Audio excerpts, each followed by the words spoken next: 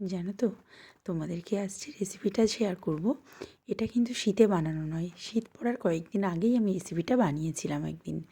তো আজ ভাবলাম এটা তো শেয়ার করা হয়নি, চলো তোমাদের সাথে শেয়ার করি আজ চিকেন মালাই কাবাবের রেসিপি। চিকেন মালাই কাবাব বানানোর জন্য এখানে আমি আদা, রসুন, পেঁয়াজ নিয়েছি। আদাটা নিয়েছি গ্রেট করে, আর নিয়েছি এখানে 1 কেজি বোনলেস চিকেন।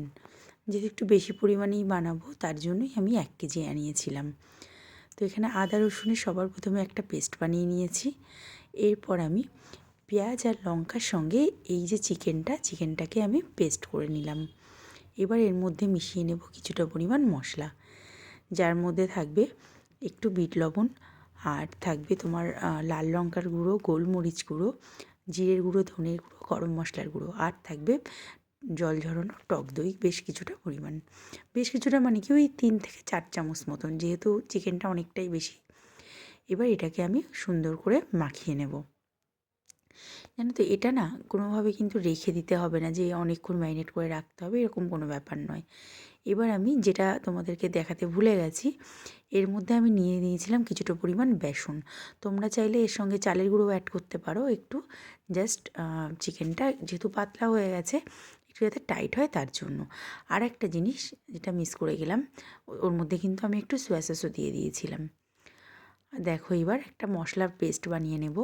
তার জন্য দিয়ে দিচ্ছি কিছুটা সাদা তেলের মধ্যে কাজু বাদাম, কয়েকটা কাঁচা লঙ্কা, পেঁয়াজ।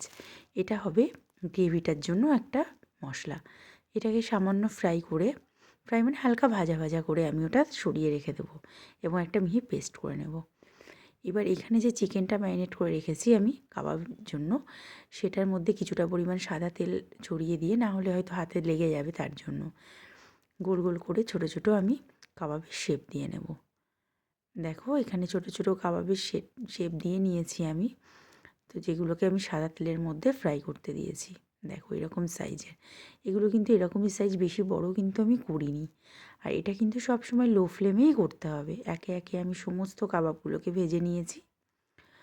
এবার ওই কড়াইতেই আমি একটু গোটা গরম মশলা ফোড়ন দিয়ে দেবো।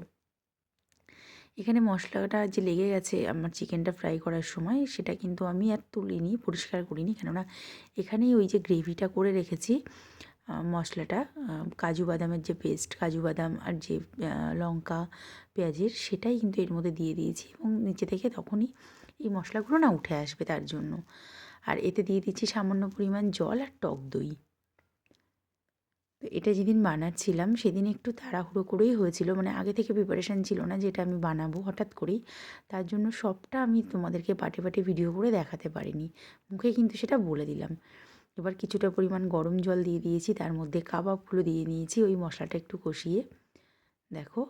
আর এবার নামানোর আগে দিয়ে দিলাম একটু কসুরি মেথি পাতা, আর এবার দেবো একটু বাটার। তোমরা চাইলে এখানে ফ্রেশ ক্রিম অ্যাড করতে পারো। ওই যে বললাম, আমার ঠিক ছিল না যেটা বানাবো, তার জন্য আমার ঘরে ফ্রেশ ক্রিমটা আনা ছিল না। আর জানো তো, ফ্রেশ ক্রিমটা একবার সিলটা করলেই ওটার সাথে সাথে ইউজ করে ফেলতে হয়, নাহলে রাখা যায় না। দেখো, এটা কিন্তু খেতে দারুণ টেস্টি হয়েছিল। বাটারটা যদিও আমি একটু কম দিয়েছি, তোমরা চাইলে আরও বেশি পরিমাণ দিতে পারো।